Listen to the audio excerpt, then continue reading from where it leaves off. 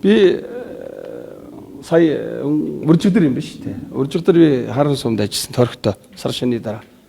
Тэгээ улстын дараа нэг 5 байсан уу 6 байсан уу ахмадад үлдгэл үзүүлсэн. Настаа улстын дээрс настаа үнд. Тэгээ дэрийг л манай бичсэн үнэж бид нар ойлгож байна. Ардсан намынхан бичиж аваад тэгэл бахан намайг мөнгө тараасан гэл ингээл хэл. Би бол нэгдүгээр туйлж өгөө зүгээр яг одоо Монгол ёсороо нэг 5 6 ахмад хүндэтгэл үзүүлсэн юм бол би. Тутуунд яг хэдэн төгрөг байсан юм болоо? 20,000 төгрөг байсан. Тэр нуугаад ахын байхгүй тий. Гэхдээ төгссөн дараа сонгуулийн өмнөх жил бэлэн мөнгө тарах нь өөрөө ирээд нөгөө сонгогчтой санал давтах нөлөөлж байгаа юм биш үү?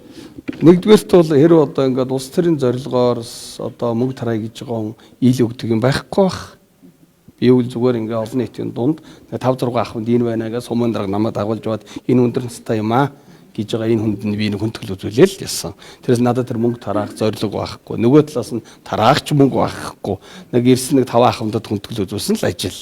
Энэ бол улсын их хурлын гишүүний хувьд тойрогтой ажиллахдаа хийчих нэг болохгүй зүйлч биш.